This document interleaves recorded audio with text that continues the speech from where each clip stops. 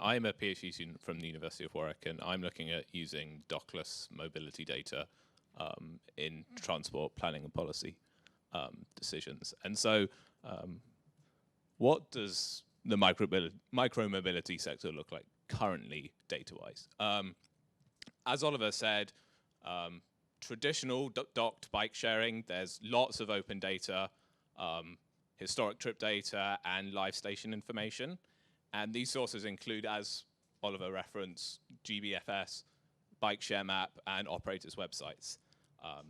As dockless schemes are becoming more and more popular, we're starting to see data slowly come out from those companies.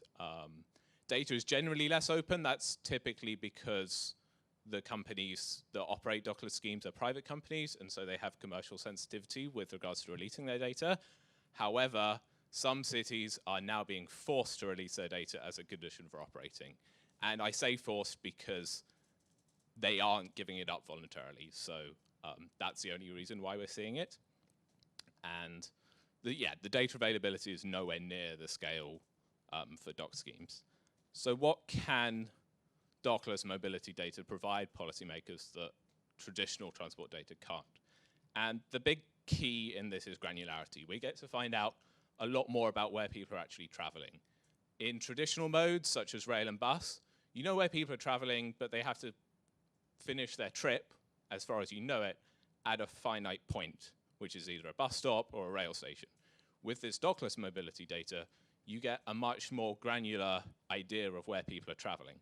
And this allows travel patterns to be identified on a kind of more granular basis, which is much more useful for policymakers. And so what are the opportunities that where you can use this data? So in the transport sector, you can use it to better plan bus routes, where to actually locate bike share stations, e-car charging stations, but you could also use it in further other fields, such as where to locate a new business, where to place some advertising, or just general other public facility location. But as we've kind of already discussed, what are some of the issues with collecting, releasing, and using dockless micro-mobility data? One of them is privacy. Even when we aggregate with regards to the location just a little, we can still reveal way too much. And so we have to ask questions like, at what point on the granularity privacy spectrum do we want to be with regards to micro-mobility data? And I'll just show you this tweet which I saw, which kind of goes to highlight the scale of the problem we have with regards to privacy concerns with micro-mobility data. So this is just a tweet from in America, where somebody was able to essentially highlight trips between an abortion facility and a high school. And so that's not the sort of stuff we want in the public domain.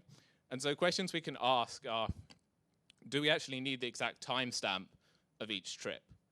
Researchers normally aggregate this information anyway, so do we actually have to release the exact timestamp?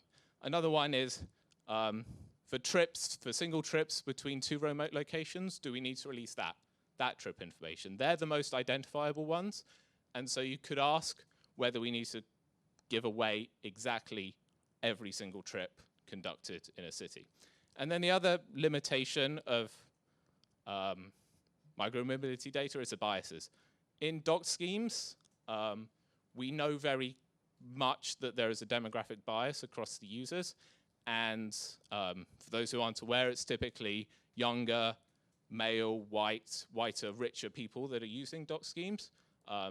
The current research with regards to dockless schemes suggests that it's not as extreme, these demographic biases, but it still makes policy making hard if we don't know exactly who's using the systems. And so I'm just going to finish up by asking what can be done to increase data availability in a safe but still useful manner. And so, as Oliver alluded to, we can make data release the norm. We can start asking cities to release data as a condition for operating. In the UK, we're in a very beneficial position with regards to e-scooters because they're not currently legal. What I think the Department of Transport will do is essentially mandate that if a scooter company is to operate, it also has to release its data, at least to the cities, and then the cities can make a choice as to whether to release that to the public. And then we can also look into sensible data and anonymization and aggregation.